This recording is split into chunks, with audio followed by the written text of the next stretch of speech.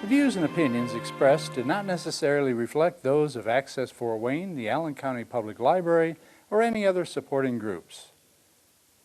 If you'd like to produce a show, call us at 260-421-1250.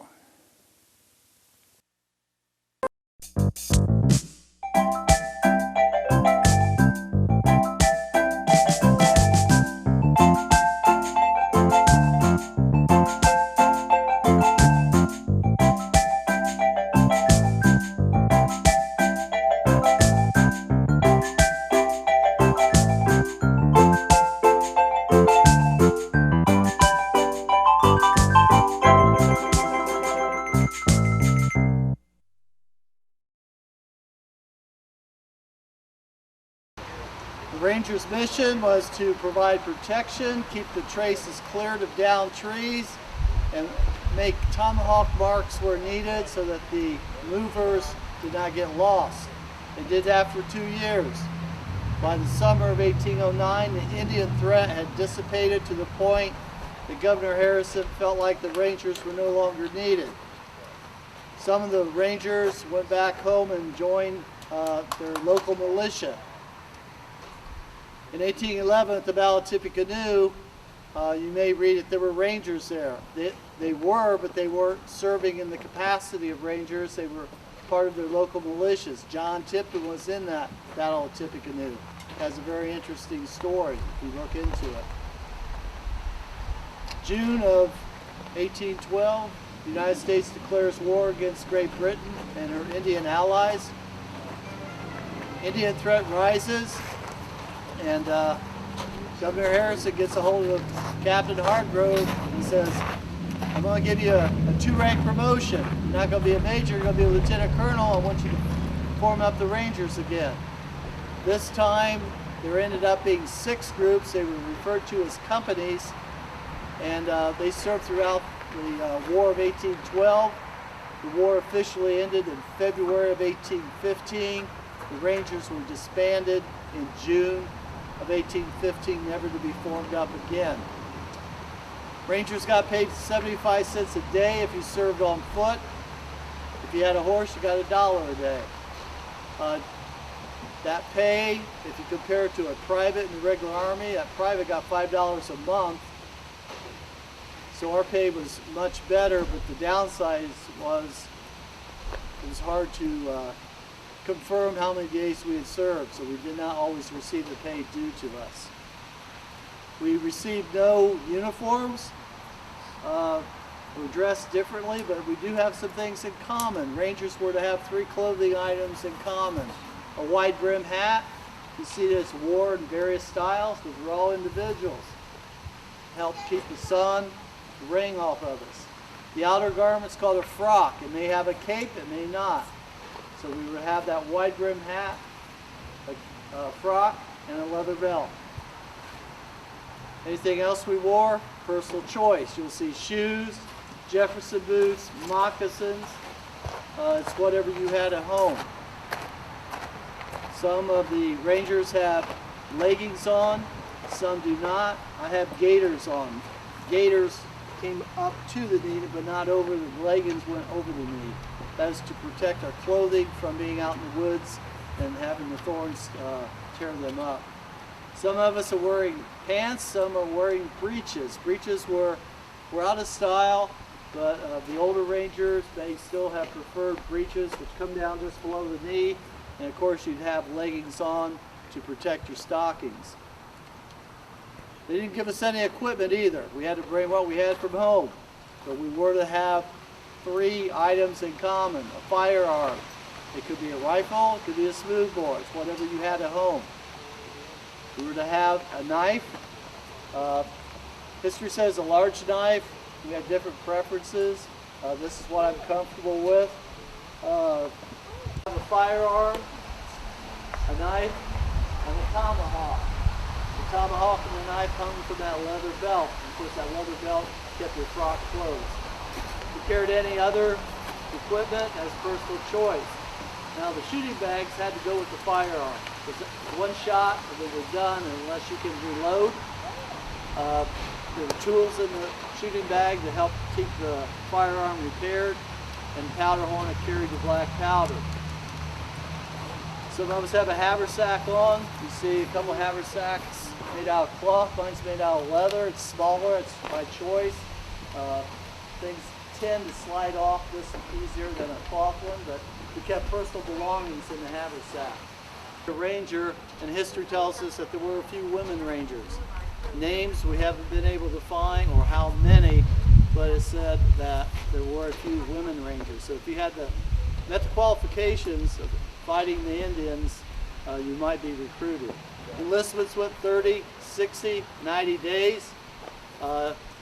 Some rangers signed up for one tour, some would re-enlist. I heard of Texas Rangers.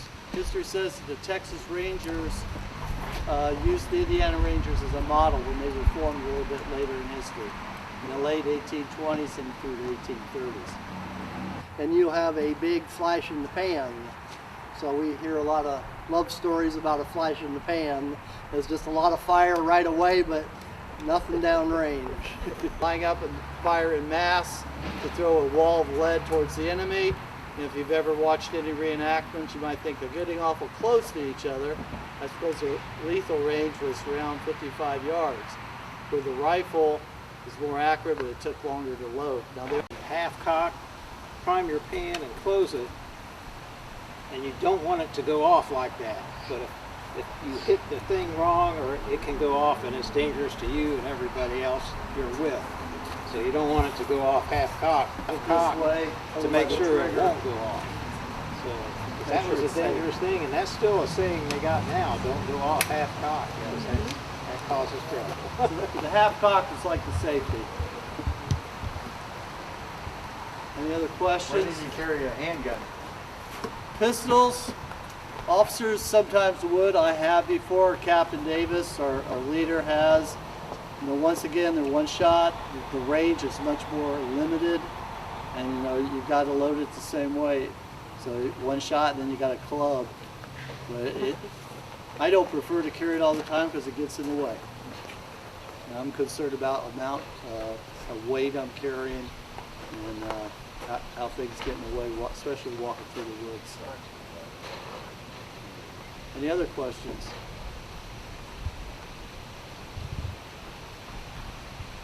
Okay. Well, thank you for your time. Ben back there. You just take care of They all actually wounds, or they what? actually called him a surgeon, Oh, okay. and that would be more of a first aid and hope for the best, because especially the Rangers, you're out in the middle of nowhere, and you've got a problem if you catch an arrow or a musket ball or a rifle ball. And what's your real name? Do what? What's your real name? What's your name? Oh, William Blevins is my name. William Blevins. Yeah. Thank you, William, for joining the group. Thank you. Can you tell us about some of the artifacts here? Okay, what I do is, like this young man would bring me a whole bunch of beaver pelts Uh-huh. or deer skins, and then we would trade for whatever kind of products or things that he needed, like if he needed some nails or rope, or I could give him money for it if he wanted money. A lot of it was barter back then. Okay. And blankets, cloth, lanterns, candles. He probably wouldn't want it, but I have a bunch of rum over here in this. That was popular with the Native Americans. It's popular with that. Had tools if they needed them. Had actually, they called it an Indian factory, but it was where they would bring all the furs in, and they pack them into bundles and press them and wrap them up and then ship them off out east. Or there was also a portage that they could get down to the Mississippi and go that way too. On the, what is it, the Little Wabash, I think they called it. He's from a tree. Wow. Look how low it is. Yeah. I wanted to get you. This isn't really canvas. What? It's more like some other kind of fabric, like almost like a cotton or something. Okay. But I guess this is all their gear that they would need. So let's Are you going to turn my $10 into your $10? no. If I could turn your $1 into a million, I could do that. But this is just a $1 bill. Correct, yes. Okay, you see There's a where- bread oven right? right back there. We But didn't use I it. could be arrested for actually You doing bake bread this. in the oven and It's called defacing money, okay? The reason you can be arrested is because money has to be Yep, used that's our over dinner. and over and over, that and chili. okay? And once you do this, the bank has to recycle it, right? So you shouldn't do definitely this either. I can taste the mint. Okay. The Denver man? Yeah, the Denver mint. Oh, let me see it. Oh, my heavens, what happened? It's back in one piece. It was an illusion. No, I don't know how you did it, but okay. That's, Bev, we're gonna go into the kitchen. Well, great. All right, let's go. Hopefully we get some good food. That's right. brownies and cookies, and wow, we cooked dinner last night on the fire here. We had You actually made those cookies here? no. The captain's wife made these and Oh, brought that's them in nice, to make it okay. a little easier for us during the day. And Yes. chili, and we got just about every piece of wrought iron ever made. We could do about anything. And candles all the way around on the outside. And I got one over here. It's about out. I was ready. We just call them in this way, and they serve themselves, and as they work their way through, and we'll serve them. Or if they serve themselves, they'll get a little extra serving if I'm not looking. Yeah. Okay. Hey, Bev, the type of windows we have today, look at the type of windows they had before. Yeah, See how you can't hardly see out of them. yeah, that's the only difference. It doesn't have the same kind of glass. Well, that's the best they had back then. So, Now, they couldn't really see in good then, someone from the outside? Well, I had heard a story, and I don't know, I can't substantiate it, but I had heard at one site where I went to, when they made the glass, they poured the glass, and they would add lead to the glass, and lead would give it a reflective quality to where if the sun were reflecting outside, you couldn't see inside. So the Indians or whoever was coming in wouldn't be able to see in, but you could see out. So kind of like the modern day reflective Yeah. materials, but Yeah, they it worked use lead. like a partial mirror. Exactly. Yeah. And where did they make that the one, cornbread? It'll be made right here. I've got, Oh, right there. I make cornbread in the Dutch oven. So we've got, Uh-huh. Oh, I see. You put it right in there. it's just like a regular oven when you get it going, get coals on the bottom, pour your mixture in, and then you put a series of coals on the top, and it heats up just like a regular oven. And how long does it take? About the same length of time? About 30 minutes or so. Oh, yeah. okay. And I've got a special recipe where I make chili in the Dutch oven, and once I get it all done after it's cooked all day and pretty much steamed out and has gotten pretty thick, I'll make up a batter of cornbread, and I'll pour it directly on top of the chili, put the lid back on, put the coals on it for about a half hour, and then when you open it up, you've got the cornbread, and it's separated from the chili, and you just ladle it out with cornbread and chili all ready to go. Wow, that sounds That good. sounds- It is really good. Yeah, I like Yeah, it. it sounds good. One of my favorites. And what's your name again? My name's Dave Taylor. Dave Taylor. And how long you been doing this? This is going into my 4th year with them, Okay. with the Rangers. How'd you learn so much about this? Our lieutenant and our captain are a wealth of information. Okay. The lieutenant was a high school history teacher, and Okay. I've always liked history growing up, and always learned around it. That's right. Okay, good. Cool. And how, if somebody wanted to join you, how do they do that? Come by any one of the events that we go. Look up our captain or our lieutenant. Online, Mississinewa 1812 is the group that we're pretty much associated with, and then there's Davis's Company of Indiana Territorial Rangers. We've got a closed Facebook page, but if you search for those, if you like hunting Indian style as a ranger. That's what we do. We were the special rangers of the day. And Okay. Okay. Oh, he took the right. I want you to know that the gun's empty, so you're not scared. If you listen, hear it, there's nothing in there. So we start out, we do that before we ever go out to do an event. We make sure the gun's empty, and then we all of us start in the same spot. And okay, this is called the frizzen, and this is the pan, and this is the flint, and it's like a striker. When you put the powder in here, there's a little bitty hole that goes over into here. So you take your cartridge, which I had some fake ones made up, and I didn't bring it. Anyway, so you empty that, you put a little bit in there. Captain. Is that in? That's one of the good ones. Okay. Anyway, I'm just going to go ahead and load this and shoot it over the embankment after we're done. Okay. So you got to have two opposing teeth to be in the military, so you can tear the cartridge open. And the best way to do it is you feel where the powder is, and then you bite it and spit it out. You don't want to chew it up and stuff because there might still be some powder in there. You open this up, you want to put just enough in there so that it isn't overfilled. If you overfill it, then you get a boom, then it goes through.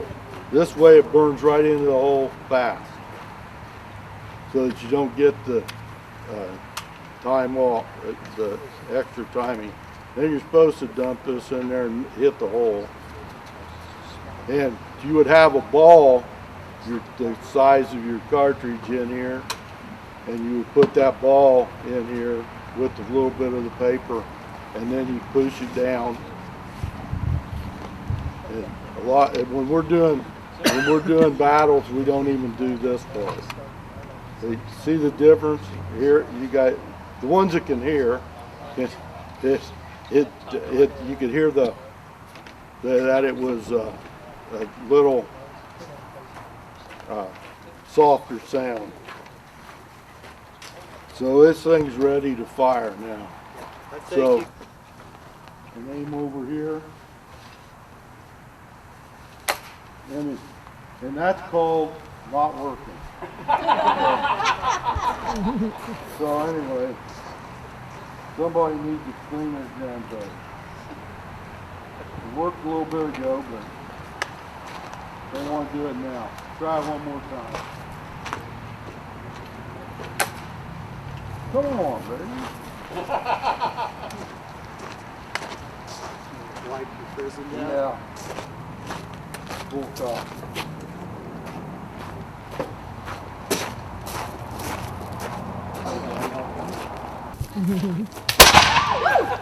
That's how it really works.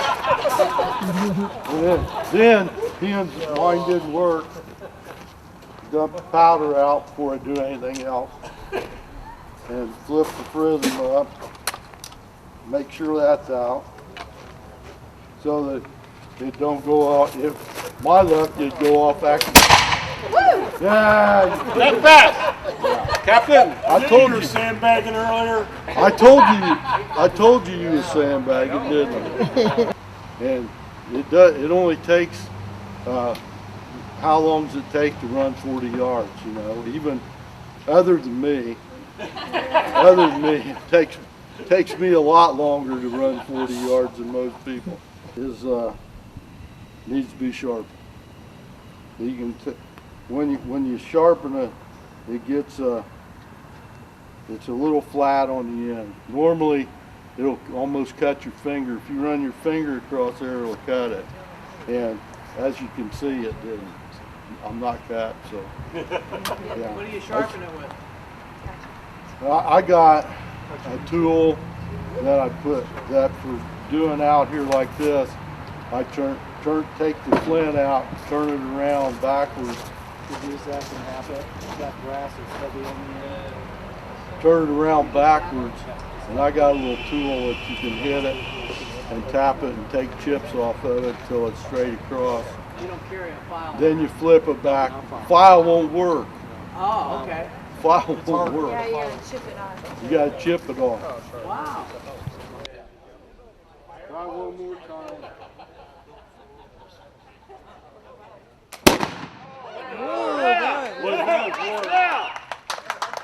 It does work. I was carrying a club around. Beat your shoulder. You can put your hand anywhere. Just don't put it on the trigger. You ready? He's ready to go shoot. You ready to go get some deer now, aren't you? No? Little having. The ball comes flying. He probably hit at 20 yards. He could probably hit a 4x8 sheet of plywood. And the muskets are just about that bad. You can shoot a 3x3 at 40 yards. And it's hard telling where in that 3x3 it's going to go. But this gun, if it's working, should shoot. Here's one of the bunks, Bev. Stand beside one of the Oh, bunks. this is a nice one. Go stand beside the bunks so you can see what it's like. Yeah. Yeah. This is real sturdy. Look at these like wooden pins or Oh, something yeah. they use instead of nails. And it looks like it's sturdier than the ones we have today. It does, doesn't it? Yeah. Sure does. Now they've had to replace this one. But see how they have that? Instead of a nail, it's a wooden Hey, pin. yeah. Okay, they got your own fireplace here. in Looks case like they it's can cold. put 4 to a room. Yeah, it does, doesn't it? Mm-hmm. Because you got 2 on this side and 2 on this side. Tell us, you're going to have. Well, a couple of events that are coming up at the fort is Fright Night, Lateran Tours, which will be October 19th, Saturday from 6 to 10 p.m. Tickets are going to be required for that event. And then December 7th, Christmas at the Old Fort, a timeline event, and that will be from Saturday from 10 to 4 p.m. A regular deck of cards. What I'm going to do is, one of the things I do is called mentalism. It means there's probably something wrong with me. Probably is, but it means that I can read your mind. Okay? Of all these cards, I'm going to have you take any card you want. Don't let me see it. Okay? You can show the camera. Can if I you want. see the card? Okay? Okay, I got it. Now hide that card so I can't see it. Hidden. Okay. Now, of all these cards, I'm going to try to guess what that card is by looking in your eyes. I know it's a black card, it's a spade. It's kind of a 9 of spades. That's correct, sir. Very good. These you don't see very often anymore. They're 50-cent pieces. You know why? Because people are saving. They're under the illusion that there's more silver in this coin than 50 cents is worth. But actually they're about the same right now. So they're saving them. Maybe sometime in the future it might be like that. So you don't see these very often. They're hard to come by. You right-handed? Yes. Okay, I'll put 50-cent piece. Here's 2 50-cent pieces, 3 50-cent pieces, and I have 2 here. I give you another one. 4 50s. I have just 1 50-cent piece, right? Nothing else, but I got my sleeves. I go. Now I'm going to actually have you close your hand up, okay, like that. Now raise your hand over here. Now I'm going to try to take one of those fingers. Got a good grip? Yep. How many you got? Wow. Can I see what you have? 3 coins. Oh boy. That's amazing. Isn't that amazing? Yeah. Yes, that's called sleight of hand. Yeah. Yeah, I didn't even. Actually, a Chinese coin. Did you recognize it as a Chinese? Yep. Yeah? Did you? Okay. The Chinese are very, very intelligent the way they make their coins, because we have like a Susan B. Anthony dollar that's about the size of a quarter. You can mistake it for a quarter, right? Easily. Their coins, if any two coins are similar in size, they have different shaped holes in the middle. Okay, they either have a round hole or a square hole, and so a blind person can always tell what his money is. Okay, Interesting. this in real life today, it's worth about 45 cents. Okay, when these are worth 50-cent pieces, what, a quarter today? They're actually Yeah, right, yeah. they're actually worth 50 cents. I'm going to change these into one of those. Okay. Okay, this is called sleight of hand. Ready? 1, 2. Wow. Nothing up the sleeves, neither. So it made into Chinese coins. Wow. Now, in doing so, though, I actually lost 10 cents, so I'm going to bring them back. Nice. That's great. Sleight of hand again. It's called an English penny. They call them, in England, they call them pences instead of penny. And they don't have dollar bills over in England, they have pounds. It takes 100 of those to make a pound. I'm actually going to put, see, they're about the same size. See that, the penny, the 50-cent piece? I'm going to put these in your hand just like so, like that. Now close your hand up. Now put both hands behind your back. Now put one coin in one hand and one in the other. Put the big penny in one hand and the 50-cent piece in the other. They're both kind of hard to figure out, but bring them out like this when you do. Okay, if you were to guess, which one you think might be the copper penny? Okay, let's open it up and see. What? What? What happened to the copper penny? That doesn't even make sense. But don't worry about it, because this is a Susan B. Anthony dollar. It got changed, the penny got changed into a dollar. So I actually made 99 cents. But where the penny is actually behind your ear. That's great. This is called sleight of hand magic. I'll tell you what I'm going to do. I'm going to take them and put them in my pocket. And these are going to move out of my pocket, back into my hand, so fast you can't see them happening. Okay? Watch close. I'm going to take the 50-cent piece and put that in my pocket. Like that. Okay? Now, how many coins do I have? 2. Yes, I told you that's 2, right? Came back out of my pocket, back into my hand. Okay, here, take a look at that. Make sure it's a normal 50-cent piece, and here's the penny. Okay? Okay, this time I'm going to take the penny. Take that, I'm going to put that in my pocket, like that. Okay? Now, how many coins have I got? 2. Yeah, that's right, 2. He knows what I was doing. Here's the penny. Okay, this time I'm going to help you out. I'm actually going to leave the penny out here where you can see it. Okay, now I'm going to take this 50-cent piece and I'm going to put it in my pocket. Like that. Now, how many coins do I have now? I have 2.